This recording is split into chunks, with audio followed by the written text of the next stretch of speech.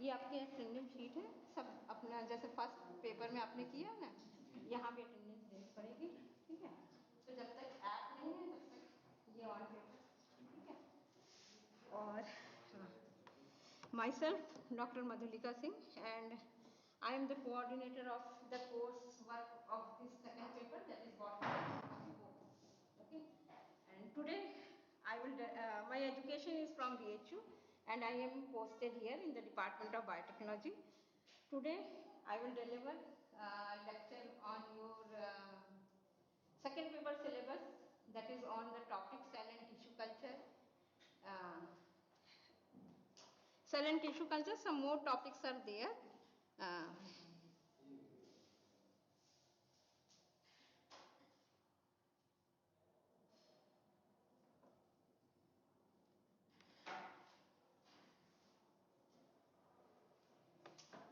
yeah.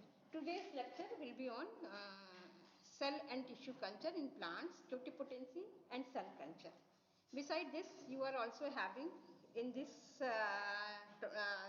unit micropropagation, embryo culture and secondary metabolite production, etc. So I will cover cell and tissue culture in plants, totipotency and callus culture. Rest part will be covered by the other resource person, that is Dr. Sugandha Tiwari from DG College. So she will be coming tomorrow. From 2 more lectures will be there on this topic. Okay. So let us start this. Where from this started, cell and tissue culture, and many of you are knowing that it was started from this with the word totipotency, which was given by the Haberland. Okay, so totipotency, today's we know that is an important contribution made through the tissue culture, and its unique capacity of the plant cells, which is called cellular totipotency, and it involves the regeneration of complete organism from a cell by the process of de-differentiation and re-differentiation. And you all also know that in today's scenario, this technique is being used for large scale propagation and many of the tissue cultures applications. Some of this will be covered by Dr. Sugandha Tiwari tomorrow. Now let us talk where from this postulate came, this totipotency. As you all know that in plant system, what happens if you see the reproduction, a male and female gametes fuses and give rise to zygote. And this single cell converts into a complete plant. And if you compare the genome of this single cell, is similar to that of the zygote, and the all cells present in a plant, complete plant system, means there are numerous cells, all will be having the same genome structure whatever is present in the zygote. So from here only question arises, if the zygote can form a complete organism and the controlling power in a cell is the genome, and if zygote can give rise to a complete organism, then why not other cells of the plant which are having the same genomic structure? From here only the Haberland started with this postulate, with this concept, he started culturing the isolated cells. In present scenario or present day, he is also known as father of plant tissue culture, you all will be knowing. He was the first person, Haberland, a German scientist, is the first person to culture isolated fully differentiated cells in 1898, and he presented a paper in 1902 in which he described the results of his experiment. Although his main postulate was to regenerate a complete plant, but he was not successful in proving this, in that to form a complete plant by culturing an isolated cell. Now let us discuss what experiment he did. He cultured the isolated cells from different plant species. The plants were Lamium purpureum, Eichhornia crassipus. You can see in the slide also. Leaves, he taken the leaves, he cultured the leaves from these two plants. Then epidermis from this Ornithogallum, epidermal hairs from the Pulmonaria. Medium, in which medium? That was the Knoop's salt solution, which contains only the inorganic salt. Along with this inorganic salt, sucrose, we also added sucrose in the medium. Now, what result he got? He observed growth in the palisade cells. He observed the culture cells remained alive for up to 1 month. Then the culture cells grew in size from an initial length and width, that is 50 micron by 27 micron, to up to 180 to 62 micron. Means almost there was 3 times increase in the size of the cultured cell. Then also he observed that the cultured cells change shape, thickening on the cell wall occurred, and the starch appeared in the chloroplast, etc. Means several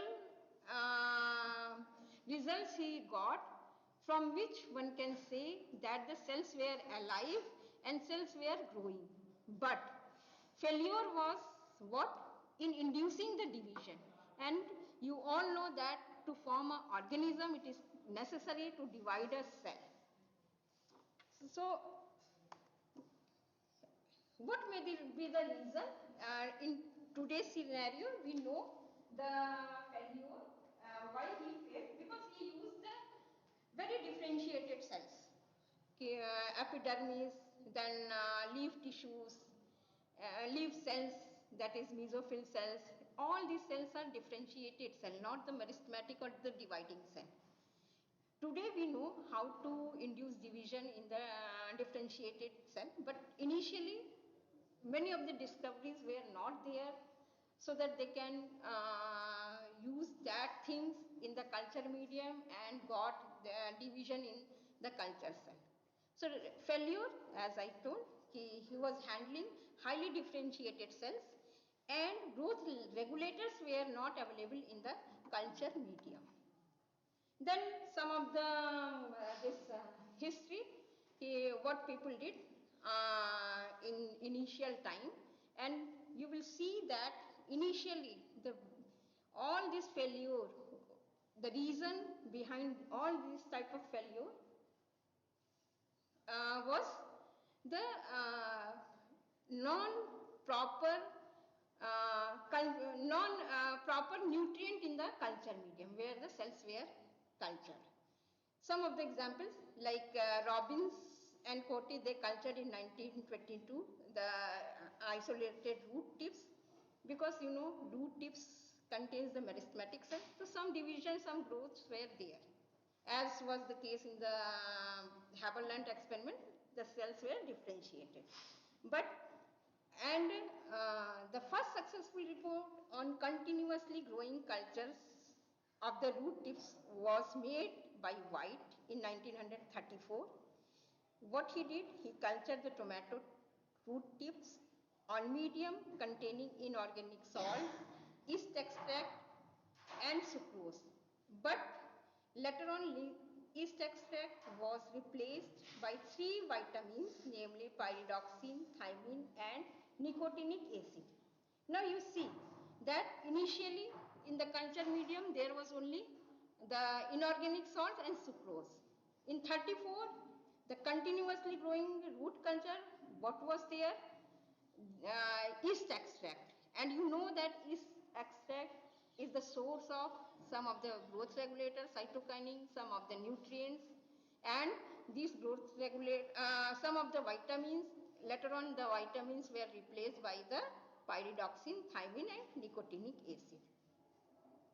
So this was proved to be one of the basic media for a variety of cell culture and cell and tissue cultures, and in present day also this White's media is being used as a root culture medium. आज की date में भी this is, one can say that this is the oldest medium and is being used, आज भी हम लोग use करते हैं white culture medium. Then White maintained some of the root cultures initiated in 1934 until shortly before his death in 1968. Two major discoveries happened in mid-30s. What were those discoveries? Like identification of auxin as a natural growth regulator and recognition of importance of the vitamin B in the plant growth. Initially I told that growth regulator is a very necessary part of the culture medium for inducing the division. So after this discovery, major breakthrough happened in the plant tissue culture history. After this, some people were culturing the cambium cells. You know that is again considered under the meristematic cell. Some callus growth was there and callusing was there. The cambium was taken from the tree species, that is the Salix and Populus nigra. The composition of the inorganic salts were similar to that of the Knoop salt solution, but the things were that they were added growth regulators into the medium after the discovery of auxin and other things.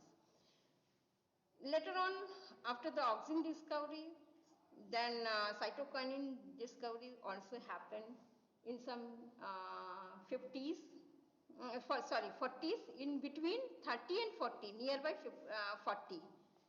After this discovery, the Skoog group, they started culturing and demonstrated the organogenesis. What they did, Skoog initially they cultured the isolate tissue of the tobacco into the medium having adenine and high level of phosphate. This increased the callus growth and bud formation even in the presence of IAA, which otherwise acted as a bud inhibitor. Then in 1957, Skoog and Miller, they put forward the concept of hormonal control of organ formation. They showed that the differentiation of the roots and shoots in tobacco pit tissue culture was a function of the auxin cytokinin ratio, and the organ differentiation could be regulated by changing the relative concentration of the two substances, that is auxin and cytokinin, in the medium. High concentration of auxin promoted root, whereas high levels of cytokinin supported the shoot formation. At equal concentration of auxin, the cytokinin, auxin and cytokinin, the tissue tended to grow in an unorganized fashion. So, I was talking about the totipotency. It was initiated in 1898 and first paper was presented in 1902. Then in 57, Skoog and Miller, they developed a complete plant through the process of organogenesis.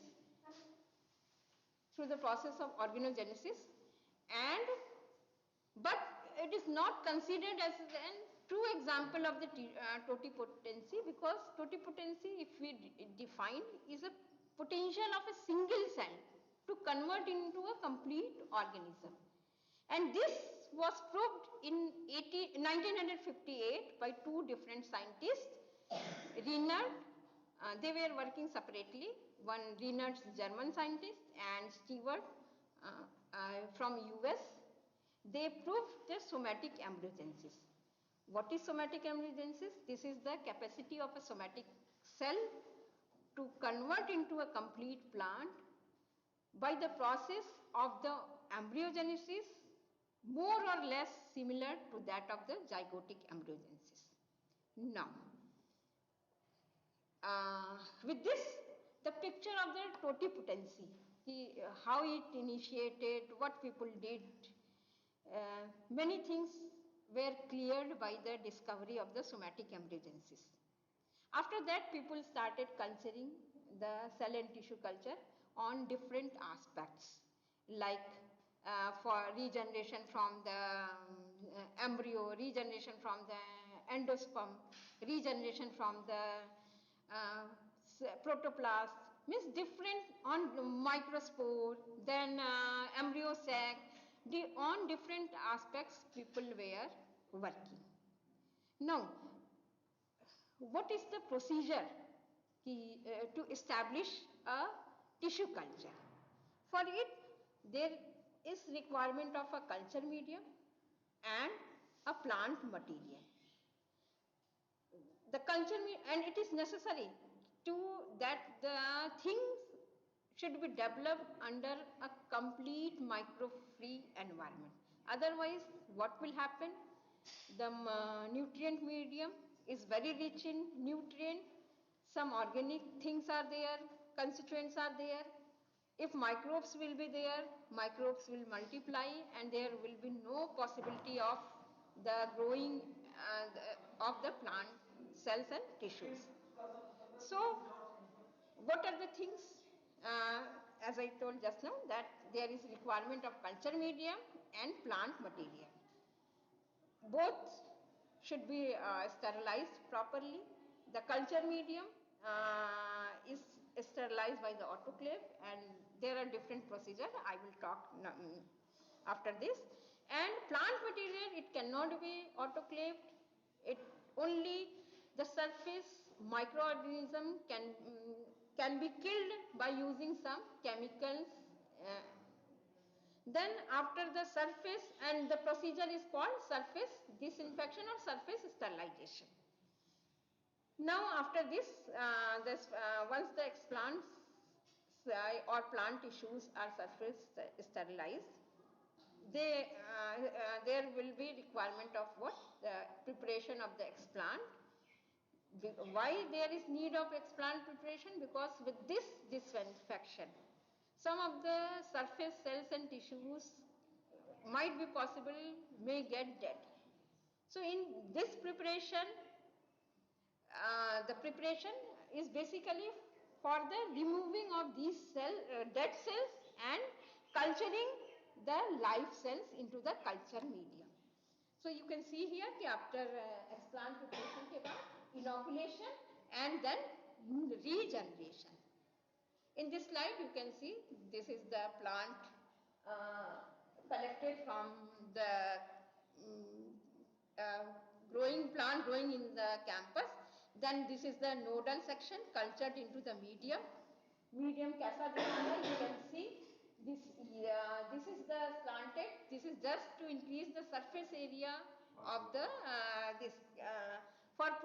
increase the surface area for the cultured cells and tissue. In C and in another one you can see the growth or can say multiplication of shoot. Now let us talk what is culture medium. It is how we can define. This is the nutritional requirement of in vitro cultured cells, tissues or organ for an optimal growth. And there is no single medium which can be suggested as being entirely satisfactory for all types of plant, tissues and organs. कोई भी ऐसा medium नहीं है जो कि आप ये कह सकते हो कि हम जैसे माइक्रो ऑर्गेनिज्म में है कि एक ही मीडियम में आप बहुत सारे ऑर्गेनिज्म ग्रो कर सकते हो, लेकिन प्लांट सिस्टम में ऐसा नहीं है कि आप ये कह सकते हो कि अच्छा ये मीडियम है, इसमें हम इस प्लांट को भी कल्चर कर लें, इसको भी कर लें. कुछ कुछ चेंजेस होते हैं. और ऐसा भी नहीं है, ये भी हो सकता है कि सेम मीडियम में कुछ कई सारे सेल्स टिश्यूज जो है वो ऑप्टिमल ग्रो करें.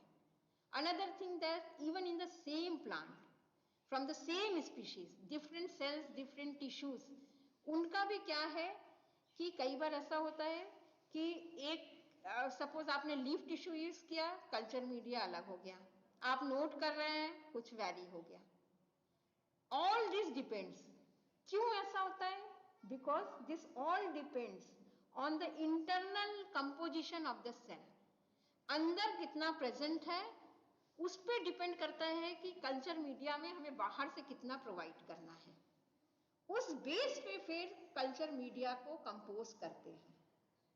और it is not possible to find out each and every time the internal composition of a cell or tissue or an organ which is selected for the culture. तो आपको क्या करना है, हर समय आपको एक हीट एंड ट्रायल एक्सपेरिमेंट लेके चलना है कि एक लंबा सा रेंज होगा, उस रेंज में आपको फिर सब में कल्चर किया, उसके बाद आपको देखना है कि किसमें बेस्ट ग्रोथ है, किसमें कम समय में है, किसमें कैसे हो रहा है, फिर उसको आप ऑप्टिमल मार्क के उसके आसपास फिर बाकी एक्सपेरिमेंट करते हैं। तो इस तरह से जो है कल्चर मीडिया को डिफाइन करते हैं। एंड आज की डेट में क्या है कि रीजनरेशन के लिए बहुत सारे फैक्टर्स हैं जो कि कल मैडम डिस्कस करेंगी। तो उसमें क्या है कि आप प्लांट टिश्यू जो सेल्स सेलेक्ट कर रहे हो कैसा है क्या है उस पर भी डिपेंड करता है। तो अभी आपने जैसे हिस्ट्री में देखा, जब डिफ्रेंशिएटेड सेल यूज कर रहे थे तो वहां पे रीजनरेशन नहीं था, जब मेरिस्टेमेटिक यूज किया तो रीजनरेशन था। आज की डेट में ये क्वेश्चन नहीं है कि हम डिफ्रेंशिएटेड यूज करेंगे तो रीजनरेशन नहीं होगा, because we know to convert the differentiated cell into the meristematic cell which is the process called as dedifferentiation, जो कि टोटिपोटेंसी में इन्वॉल्व होता है। Dedifferentiation then dedifferentiation. तो डी डिफ्रेंशिएट होके सेल्स प्लास्टिक हो गया। अब आप उस सेल को जैसा भी बाहर से मीडिया प्रोवाइड करोगे उसके अकॉर्डिंग उस वो सेल जो है उसमें जीन एक्टिवेट होंगे कि उसको शूट बनाना है, उसको रूट बनाना है, उसको एम्ब्रियो बनाना है, उसको क्या बनाना है, वो उस पर डिपेंड करता है। Is it clear? तो इसी पे आपका सारा कि आपको एम्ब्रियोजेनेसिस करना है तो मीडियम अकॉर्डिंगली आपको मैनिपुलेट करना है, आपको रूट बनाना है तो अकॉर्डिंगली ग्रोथ हार्मोन और इन सबका कंसंट्रेशन जो है आपको रखना है और वेरी करना है कि कहाँ पे मैक्सिमम रूट बनेगा। क्योंकि ऐसा नहीं है, सेल के अंदर और टिश्यू के अंदर ऑर्गन के अंदर आप जो भी कल्चर कर रहे हो वहां पे ऑलरेडी कुछ क्वांटिटी में ग्रोथ रेगुलेटर भी प्रेजेंट है। फिर उसके अकॉर्डिंग आप बाहर से कितना देना, इसीलिए हर एक्सपेरिमेंट में आप देखोगे एक ऑप्टिमम जाता है उसके बाद डिक्रीज होना लगता है। क्यों? क्योंकि जब decrease anything in excess you know is harmful for the life cell. तो अगर एक ऑप्टिमम कंसंट्रेशन तक पहुंच गया उसके बाद भी आप बाहर से अगर कल्चर मीडिया में है तो वो फिर डिक्रीज होने लगेगा। तो आपको वो ऑप्टिमम जो है कंसंट्रेशन लेकर स्टार्ट करना है। So here same thing is written कि why different cells tissue or why there is no single medium which support the growth of all types of cells, tissues and organ, because the different plant species, even different parts of a plant species may have different nutritional requirement, because the external nutrient requirements depends on the internal composition of the cells and tissues.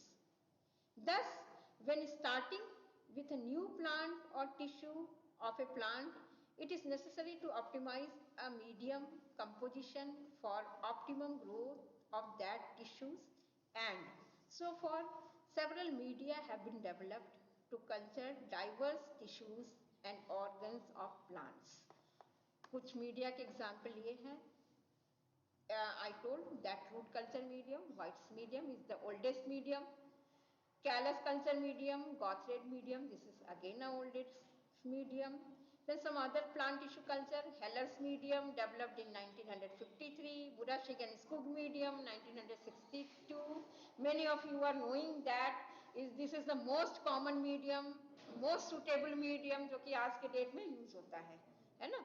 Composition मैंने यहाँ नहीं दिया है, if anyone needs that I will provide you separately, ठीक है, क्योंकि वो आपको बहुत जगह मिल भी जाएगा, ठीक है, बहुत जगह मिल जाएगा। एंड कैसे करते हैं क्या है, I will explain you separately. We are also there if anyone in the morning, professor Nandlal told है कि अगर आपको किसी रिसोर्स पर्सन से कभी भी कुछ भी डिस्कस करना है, they will always be available for you people. Okay, तो this is not a problem. तो आपको जो भी है, क्योंकि there is a limited time जिसमें कि इतना सिलेबस कंप्लीट करना है। तो प्रैक्टिकली तो अभी ऐसा कुछ is not defined. We will, हाँ, अभी till now we have the instruction for theory only. If we will see later on if possible we will there will be some demonstration of lab and etc. okay, because उसमें आप theory practical में आप वो चीजें कर सकते हो जो थोड़ा सा स्मॉल एक्सपेरिमेंट हो, ये सब हो, इंस्ट्रूमेंट कैसे यूज करना है, ये सारी चीजें हैं।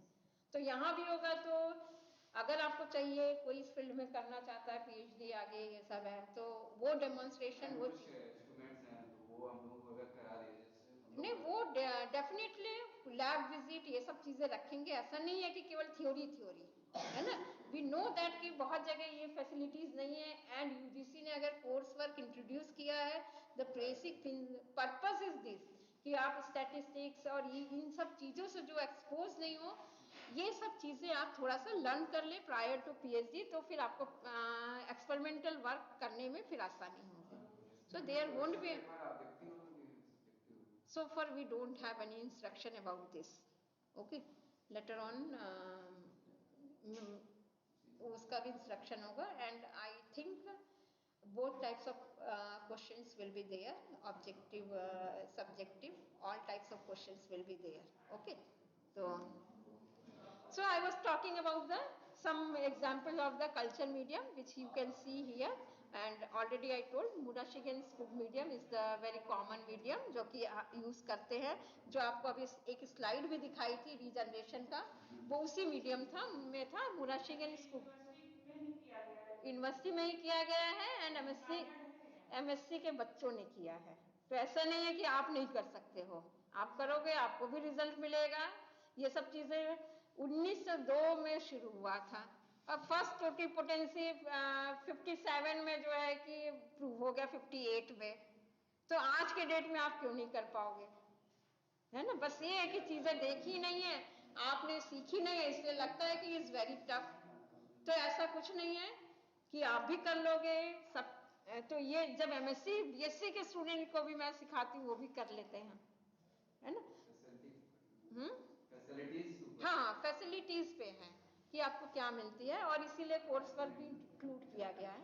Now come on the topic, what is the constituent of the plant culture medium.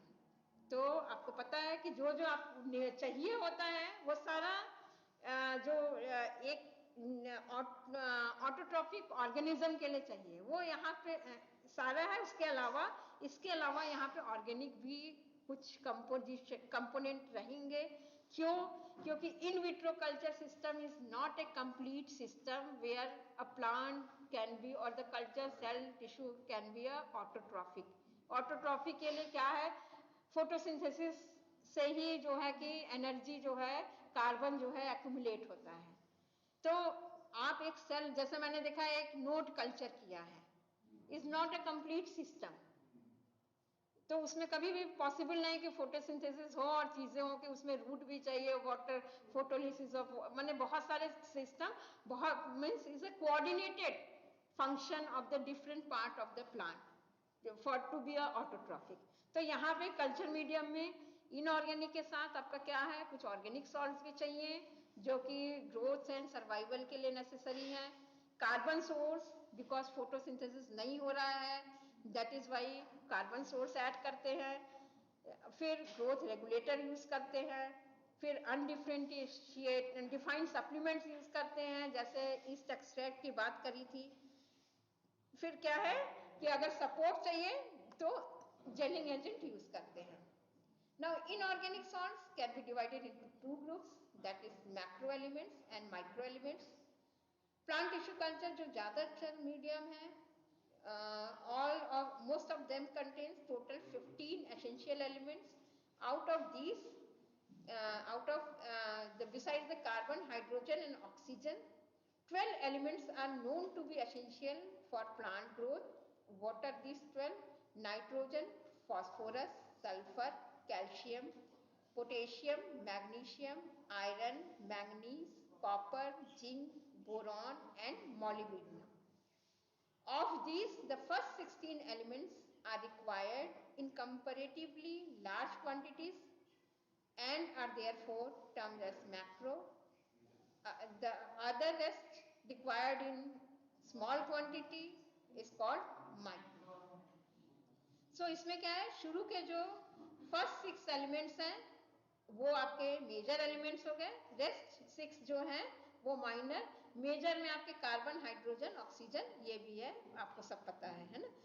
And according to the recommendation of the IAPP, that is International Association of Plant Physiologists, they have recommended for the definition of the macro or micro element क्या है कि if a element is required by plants in concentration greater than 0.5 millimolar per liter are referred to as macro elements and those less than this is the micro element. तो अगर आप कोई medium अपना develop करते हो तो वहाँ micro macro जब आप डिफ्रेंशिएट करते हो तो इस चीज का वहाँ पे ध्यान रखना है.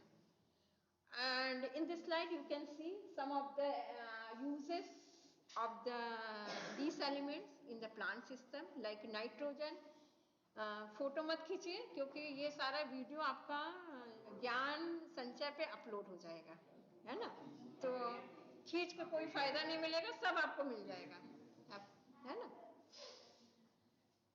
So nitrogen is the constituent of the amino acid, proteins, सब आप जानते हो, certain hormones and chlorophyll. The form of nitrogen which is most commonly is used in the culture medium is either in the ammonium form or in the nitrate form. Then phosphorus is vital for cell division as well as storage and transfer of energy in plants.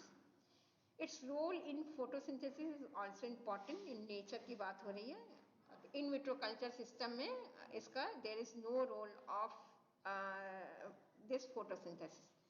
Potassium necessary for okay complete हो गया, बंद हो गया, एक minute,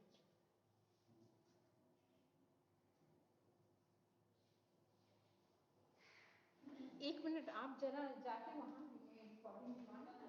विशाल sir उनका laptop लगा है वो बंद हो गया, जाके ऊपर देखिए तो कल हम अपना लैपटॉप किया, हाँ आप लेके जाएंगे, हाँ ऊपर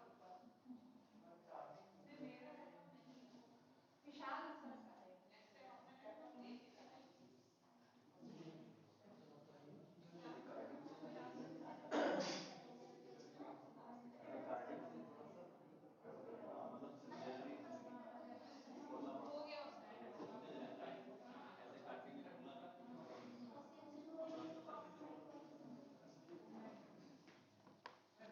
Potassium necessary for normal cell division, for synthesis of proteins, chlorophyll and nitrate reduction process. Sulfur is present in some proteins.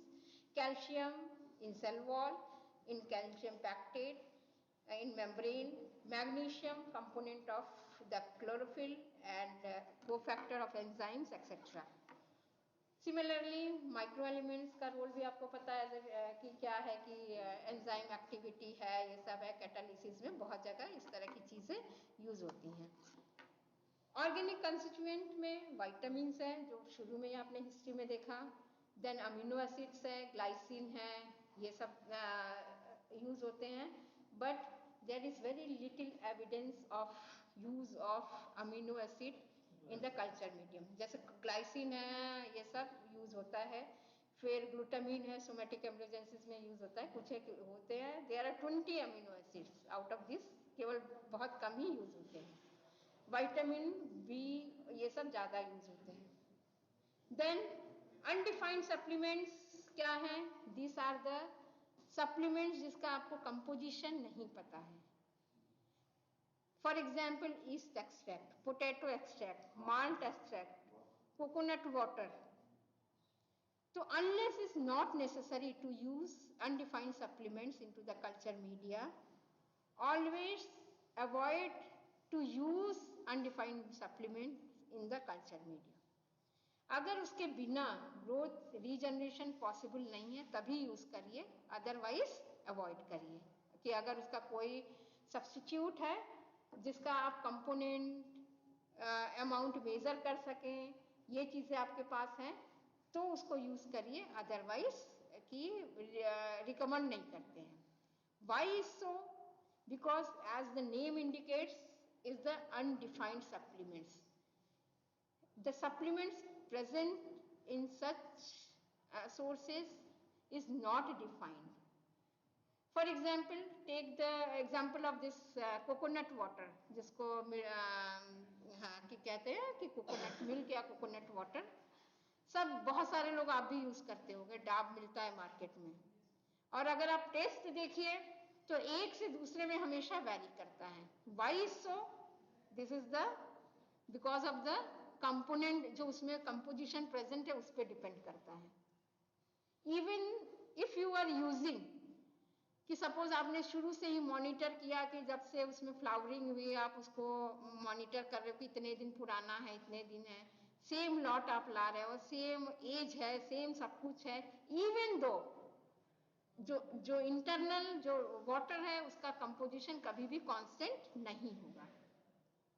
And if is not constant तो क्या है, आपका जो रिजल्ट भी है there will be some variation, कि means every time you will not be sure that there will be the same result whatever is obtained in the first means initially or in the each every experiment, कि वहां पे variation होगा क्योंकि ये चीजें vary कर जा रही हैं। And in science system you know that कि हमेशा ये चीज एक लेके चलते हैं कि इस तरह के वेरिएशन ना हो, तभी मीन्स आप क्या करते हो कि कोई एक्सपेरिमेंट करते हो तो बाकी सब चीजें कांस्टेंट रहेगी, एक कोई वेरिएबल लेके चलते हो, then you can be sure that कि इस वेरिएबल का इफेक्ट क्या है।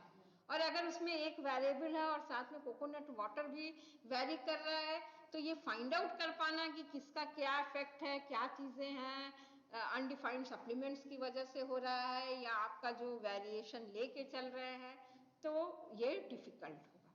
तो वहां पे ऐसा नहीं है, वहां भी फिर यही करते हैं कि आपको दो कंट्रोल रखना है। एक आपका हो गया कि जिसमें ना कोकोनट वाटर है ना आपका जो फैक्टर स्टडी कर रहे हो वो है, दूसरा आपका हो गया केवल कोकोनट वाटर, तीसरे में फिर आपका फैक्टर हो गया, है ना। तो इस तरह से लेके फिर एक्सपेरिमेंट डिजाइन करते हैं। तो that is why as I was saying that undefined supplements unless it's not necessary, avoid to use the such supplements into the culture media. Then carbon source, sucrose, because photosynthesis nahi ho rahi hai, so it is necessary to supply carbon source sucrose from outside. And the most commonly used carbon source is the sucrose. You all know that ultimate product of the photosynthesis is also sucrose, क्योंकि sucrose ही है जो कि transport होता है from one cell to the other cell. Although जो metabolic process है उसमें ये सुक्रोज ब्रेक होकर ग्लूकोज में कन्वर्ट होगा, फिर ग्लाइकोलाइसिस और एनर्जी प्रोडक्शन होता है, लेकिन क्या है क्योंकि ट्रांसपोर्ट सुक्रोज के फॉर्म में होता है, तो यहाँ भी जो है कि सुक्रोज कार्बन सोर्स की तरह जब यूज किया गया, this is reported that best result was with the sucrose rather some other carbon source like glucose, fructose, etc. Growth hormones की बात करें तो you all know 5 kinds of growth hormones are there: auxin, cytokinin, gibberellin, ethylene, abscisic acid. इसमें से जो है auxin और cytokinin सबसे ज्यादा यूज होता है, शुरू में आपने हिस्ट्री में भी देखा। तो ऑक्सिन का बेसिकली जो यूज है दैट इज फॉर जो नेचर में है कि सेल इलोंगेशन है, एपिकल डोमिनेंस है, ये सब है। यहाँ पे कल्चर मीडियम में जो यूज करते हैं that is for cell division, callus induction and root induction. In addition to this 2,4-D, 2,4-dichlorophenoxyacetic acid, which is a this क्या herbicide, है ना, जो कि एक हर्बिसाइड है. This herbicide is also function like a auxin. And 2,4-D का बहुत important role है in the induction of somatic embryogenesis. In almost 90% of the case, 90 or can say 99% of cases में you will see that for the induction of somatic embryogenesis जो है आपका 2,4-D जो है culture medium में add करते हैं. ओके, देन आपका हो गया साइटोकाइनिन. साइटोकाइनिन के ये एग्जांपल्स हैं, 6 benzyl aminopurine, again this is an synthetic growth regulator, thidiazuron, kinetin, 2,2, बहुत सारे हैं, है ना.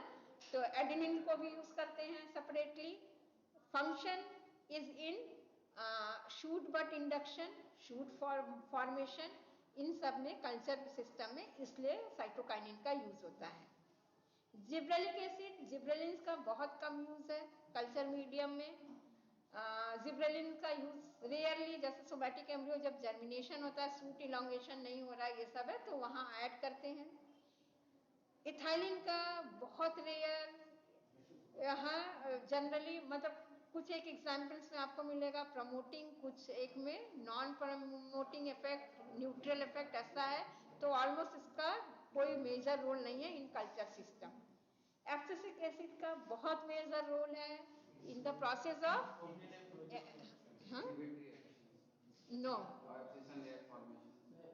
Tissue culture. I am talking that is the physiological function. I am talking about the cell and tissue culture system. of nature में भी use होता है in the maturation of somatic embryos. Nature में भी अगर आप जब एम्ब्रियोजेनेसिस होती है, तो जब कॉटिलीडन स्टेज होता है, उसके बाद जब डॉर्मेंसी फेज आता है, वहां देखिए एम्ब्रियो के अंदर एब्सिसिक एसिड का कंसंट्रेशन जो है वो एनहेंस हो जाता है. तो जो आप आर्टिफिशियली कर रहे हो, यहाँ भी सब चीजें एवरीथिंग इज सिमिलर, बस क्या है सिस्टम आपका आर्टिफिशियल हो गया.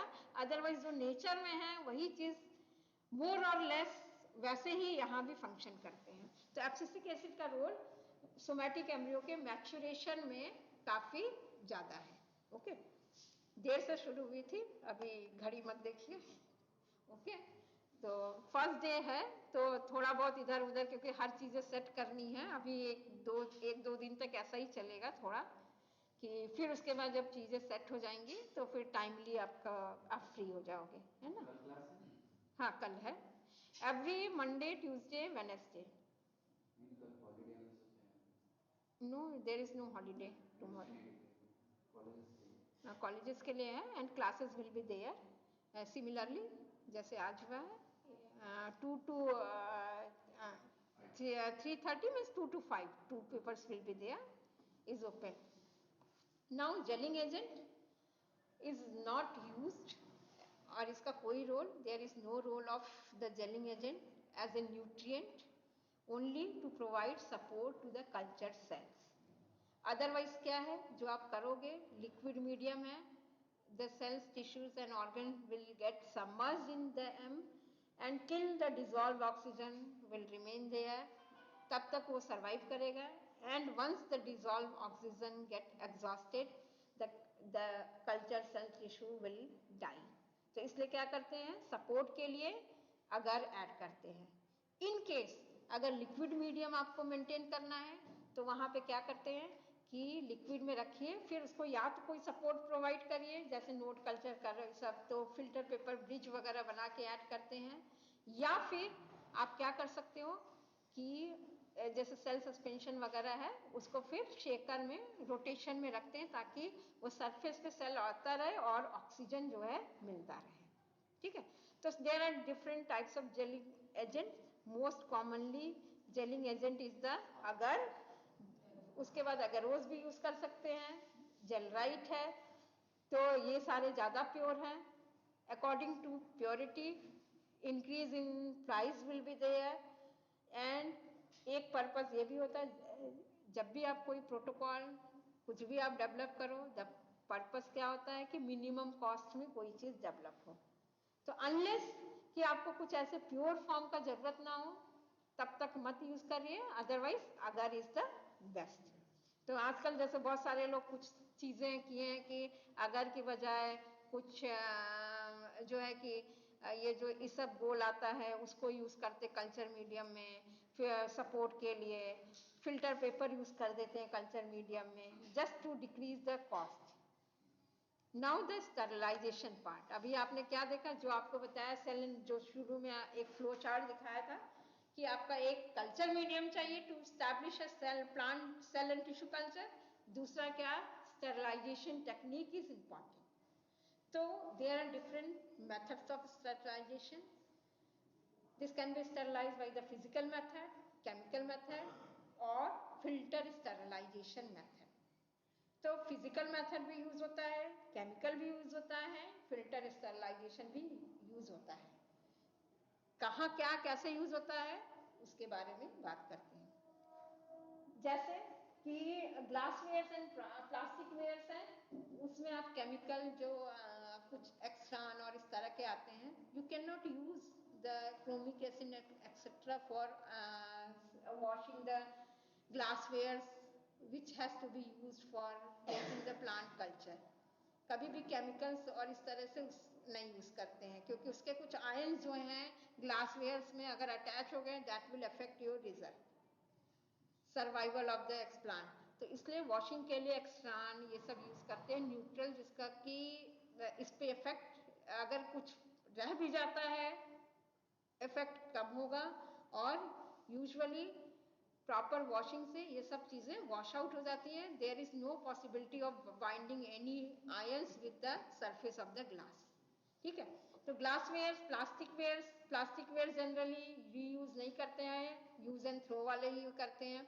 ग्लास वेयर्स आप यूज करो, वॉशिंग करिए, स्टोर कर लीजिए प्रॉपर स्टोरेज कंडीशन में कि एकदम कवर्ड होना चाहिए, डस्ट पार्टिकल वहाँ नहीं होना चाहिए, देन उसके बाद आप उसको जब यूज करना है यूज करिए। मीडियम को स्टरलाइज करते हैं बाई ऑटोक्लेविंग, है ना। प्लांट मटेरियल को जैसे मैंने कहा सरफेस स्टरलाइजेशन एंड डिसइंफेक्शन के थ्रू, तो अभी उसके बारे में भी बात करेंगे। In this slide you can see the different types of autoclave.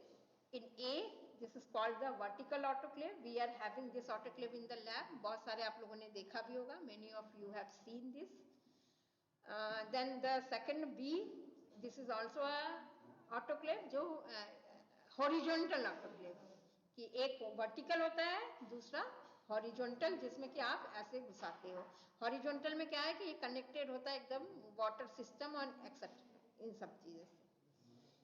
Here इसमें आप देख सकते हो कि ऑटोक्लेव के क्या क्या पार्ट है। बहुत सारे आप जानते भी होंगे, है ना, कई सारे लोगों ने यूज भी किया होगा ऑटोक्लेव, है ना। तो इस सिंपली द प्रिंसिपल ऑटोक्लेव में स्टरलाइजेशन का क्या है, वेट हीट स्टरलाइजेशन। तो हर ऑटोक्लेव में आपको क्या मिलेगा, एक वाटर सिस्टम सप्लाई मिलेगा, और ये वाटर सिस्टम अटैच होता है with an element, heating element.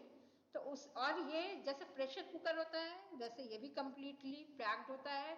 तो जब आपको कोई भी चीज ऑटोक्लेव करनी है, you can see a container is there, you put the things in this container, और उसके बाद आप इसको बंद कर लीजिए। ऑन करेंगे तो ये हीटिंग एलिमेंट जो है वो हीट होगा, और इस हीटिंग एलिमेंट्स के हीट होने से क्या है, वाटर जो है बॉयल होगा, इवापोरेट होगा, हीट बनेगा। तो प्रिंसिपल क्या है, wet heat sterilization. Wet heat आपको मिल गया, और उसके बाद यहाँ पे प्रेशर गॉज लगा है। Generally most of the things get sterilized at 121 degree centigrade 15 minutes के लिए रख दीजिए। इस पे भी डिपेंड करता है कि आपका जो स्टरलाइजेशन जो आप यूज कर रहे हो, आपके ग्लासवेयर में कितना वॉल्यूम है, कंटेंट है। अगर कंटेंट 1 लीटर से कम है, 500 से कम है, तो आप 121 डिग्री तक जा सकते हो।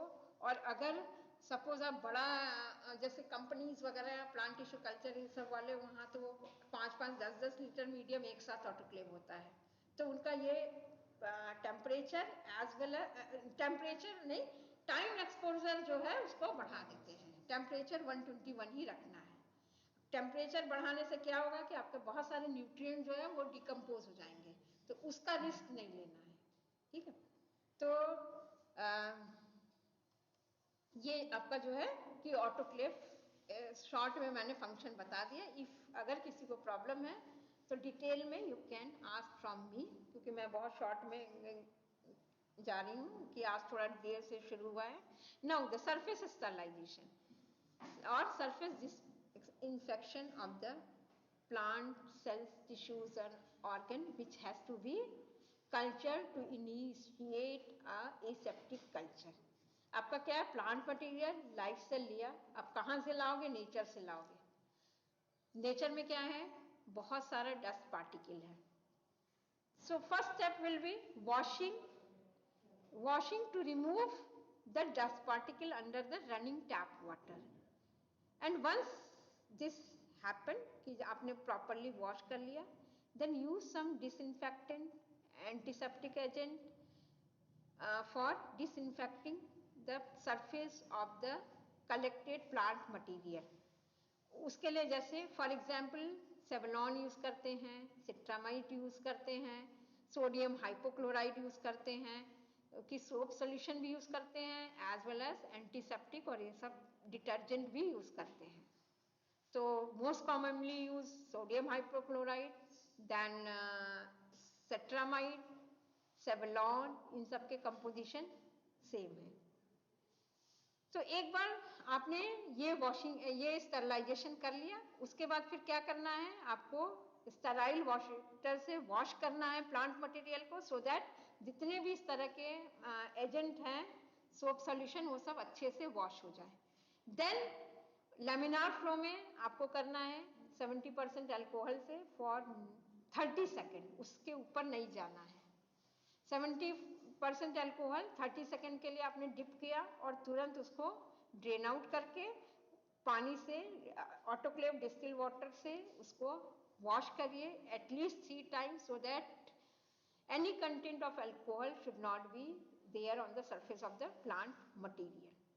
After this, जब आपने वॉशिंग कर ली विथ द स्टेराइल वाटर, हाँ एक और चीज, इतना लंबा प्रोसेस जो यहाँ है, तो हर तरह के for each and every type of culture is not necessary to go through all this process.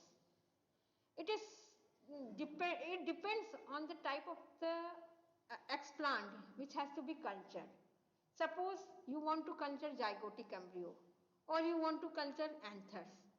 Anthers कहाँ present? It remains present inside the flower bud, है ना? Close anthesis के पहले आपको use करना है. Means already almost the aseptic environment is there. So that sterilization can be possible only just by a simple hypochloride or cetramide and just by a single alcohol washing, alcohol dipping and washing, you can proceed for the culture or inoculation. लेकिन suppose आप material ऐसी जगह से ला रहे हैं which is highly contaminated area, then go through proper surface sterilization method. And the concentration, जैसे मैंने यहाँ किया कि आप कोई एंटीसेप्टिक डिटर्जेंट और ये सब चीजें यहाँ पे जैसे यूज करना है, डिसइंफेक्टेंट और ये सारी, तो ये क्या है, इसका कंसंट्रेशन भी it depends on the type of the cells and tissues has to be disinfected. If the mature tissue is there, you can go through a harsh treatment.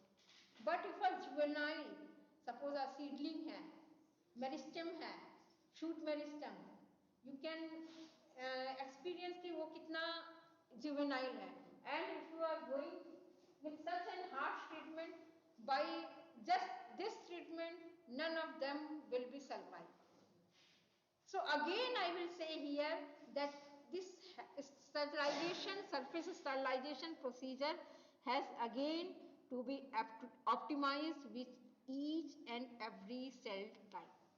कि ऐसा कोई नहीं है कि ये कॉमन है आप उसको ही फॉलो कर लीजिए, ठीक है, कि ये भी आपको कि कैसा सेल है, जैसे आप just I took example of this flower bud कि वो इनसाइड है, Suppose you want to culture the embryo of the mango, embryo of the guava, ये सब already protected area में है, तो आपको क्या करना, only sterilize the fruit and then dissect out the embryo, zygotic embryo in laminar flow और उसको आप कल्चर कर दीजिए, ठीक है। तो this is a general procedure कि आपने 70% अल्कोहल से किया, वॉश किया, then again disinfect with the mercury chloride, concentration of mercury chloride, exposure time in each step, कि जैसे यहाँ भी कर रहे हैं, that depends on the type of plant material to be sterilized and the source from where the material is collected. If it's collected from the highly contaminated area, then go through the proper step. If it's collected from some shady space कि जहाँ पे धूप और ये चीजें exposure नहीं है, तो फिर प्रॉपर जाइए. If it's collected from the green house और control environment, बहुत लाइट ट्रीटमेंट से आप जो है कि एसेप्टिक कल्चर रेस कर लोगे. तो all this depends on the source, कहाँ से कर रहे हो, and type of the plant material which has to be cultured. This is the laminar flow, कि इस तरह से एक है कि ये इसमें अब फिर यहाँ पे क्या है, दिस लैमिनार फ्लो में आपको you will get a totally aseptic environment for aseptic manipulation. Principle क्या है, दिस ये जो लैमिनार फ्लो है, इधर बहुत सारे फिल्टर्स लगे होते हैं, मोटर होता है. From this motor when it started switch on करने के बाद there will be generation of air, that air will pass through different types of filter which is put here. तो शुरू के फिल्टर्स के पोर साइज बड़े होते हैं, बाद के छोटे होते जाते हैं, ताकि पहले बड़े पार्टिकल रिमूव हो. अगर आप शुरू में ही छोटे वाले लगा दिए, पता चला सारा ब्लॉक हो गया एक बार दो बार में ही. तो इसलिए पहले जो है बड़े पोर वाले कि वो रिमूव हो जाए, फिर कई सारे रहते हैं. एंड लास्ट में HEPA filter, all you are knowing with the HEPA filter की साइज, पोर साइज जो है 0.2 to 3 माइक्रोन वाले यूज करते हैं प्लांट टिश्यू कल्चर रेस करने के लिए. फॉर एग्जाम्पल माइक्रोबियल कल्चर के लिए 0.5 माइक्रोन वाले भी आप यूज कर सकते हैं, but is not recommended for raising the cell and tissue culture. तो लास्ट फिल्टर जो है आपका हिप्पा फिल्टर है, and there is no any spore microorganism which is reported to be smaller than this pore size, so that this can those cells can pass through this filter and contaminate your this chamber. सभी के सभी micro organism जितने भी हैं सब 0.2 micron से बड़े होते हैं. तो यहाँ पे एक फिल्टर मिल गया, तो जो air which is coming through these filters will be free of any kind of microbes. And another thing कि दिस चैम्बर, ये जो लैमिनार रखते हैं हमेशा एक क्लोज चैम्बर में रखते हैं, जैसे इनोकुलेशन चैम्बर. टिश्यू कल्चर का एक प्रॉपर लैब का डिजाइन भी होता है ना. तो वो क्योंकि आपके सिलेबस में नहीं था, that's why I did not discuss here. तो इसमें क्या है कि चैम्बर में है सब, यहाँ पे कोई एयर फैन वगैरह can be use in this chamber. And जो एयर इधर से आती है उसकी एक पर्टिकुलर स्पीड होती है, वो स्पीड मॉनिटर करने के लिए यहाँ इंडिकेटर होता है. तो उस स्पीड से आना is necessary, otherwise what will happen if अगर स्पीड कम होता है उस एयर का, तो आपको बाहर से एयर जाने का पॉसिबिलिटी होगा. तो बाहर से अगर एयर जा रहा है तो उसमें माइक्रोब्स है और कंटामिनेशन होने की पॉसिबिलिटी होगी. तो वो स्पीड क्या है, that is 27 meter per minute की स्पीड से एयर आना नेसेसरी है. उससे मतलब मिनिमम इतना होना जरूरी है. उससे ज्यादा होता है नो प्रॉब्लम, लेकिन उससे कम होना मतलब कंटामिनेशन का प्रॉब्लम बढ़ सकता है. This is an example where you saw filter sterilization method. Okay, और फिल्टर स्टेरिलाइजेशन कहाँ करते हैं, जैसे मीडियम मीडियम स्टेरिलाइजेशन के लिए आपने ऑटोक्लेव यूज किया है ना. कुछ एक केमिकल्स यूज होते हैं which are heat sensitive, heat labile chemicals. So to sterilize those chemicals also filter sterilization use करते हैं, स्टराइल फिल्टर आते हैं डिफरेंट पोर साइज के, लेमिनार में उसको फिल्टर से होल्डर होता है, सिरिंज यूज करके वहां पे फिल्टर उसको यूज करके फिर मीडियम में ऐड करते हैं, ठीक है। अब लेमिनार में काम करने के लिए क्या है, यहाँ पे जो फिजिकल मेथड आपको बताया वो यूज होता है, radiation. Laminar, each laminar remains equipped with the fluorescent tube light for light काम करने के लिए, दूसरा यूवी लाइट, सब में यूवी लाइट होता है। तो before starting to work on the laminar, जो भी चीज आपको यूज करना है, क्या करना है कि लेमिनार में आपने रखा और यूवी लाइट को ऑन कर दिया फॉर 40 टिश्यू कल्चर में एटलीस्ट 45 मिनट्स, है ना, 45 मिनट्स के लिए ऑन करिए।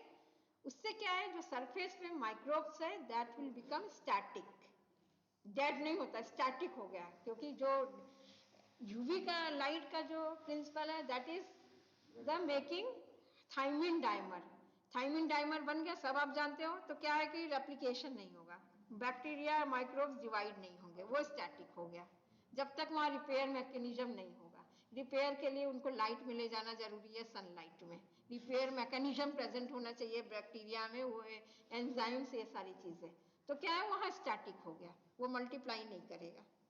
उसके बाद फिर आपका क्या है, दूसरा कि आप जो भी चीजें फॉरसेप है, ऑटोक्लेव तो कर लिया, एंड हर बार इनोकुलेशन से पहले, कि सपोज आपने एक टिश्यू इनोकुलेट कर लिया, आपने सरफेस से डिसइंफेक्ट किया है, and you are not sure that the microbes has remove from the surface completely, हो सकता है कुछ एक प्रेजेंट हो, तो इसलिए दैट इज एवरी टाइम, जब भी आप एक टिश्यू को एक कल्चर ट्यूब में इनोकुलेट किया, फिर दूसरा आप अल्कोहल में डिप करिए, फ्लेम करिए, कि अगर कोई ऐसी पॉसिबिलिटी है तो वो जो है कि आप रिमूव कर दीजिए बाय इंसिनरेशन प्रोसेस, एंड उसके बाद फिर दूसरा टिश्यू कूल करिए, दूसरा टिश्यू लीजिए, उसको फिर कल्चर करिए।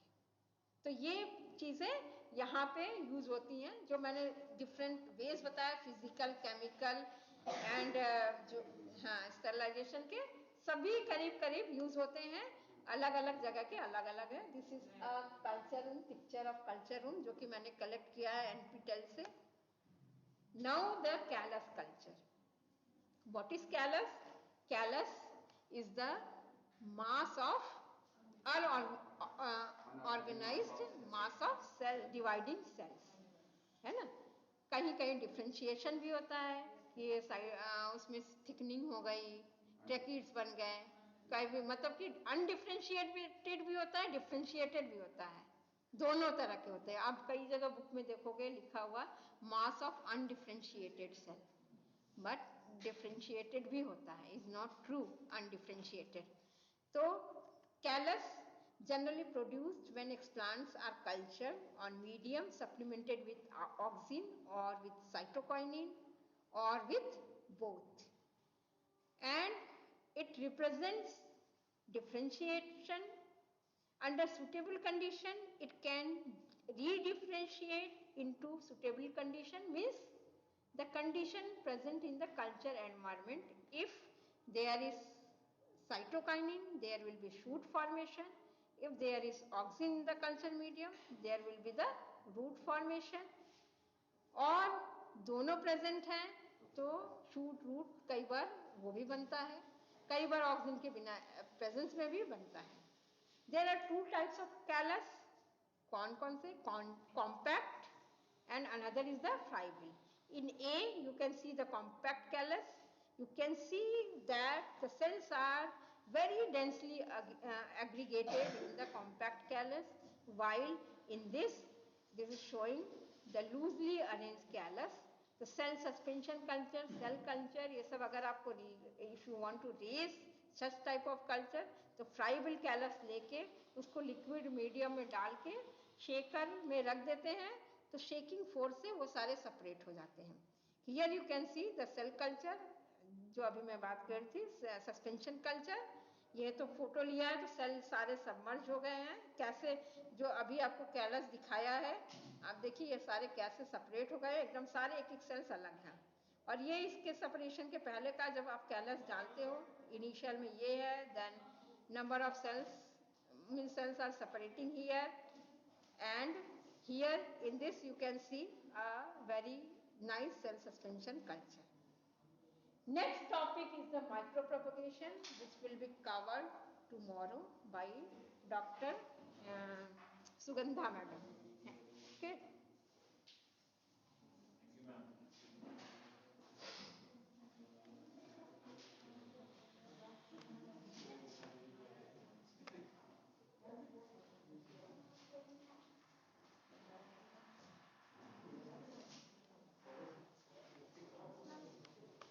Sorry ma'am for attendance sheet पे साइन करना।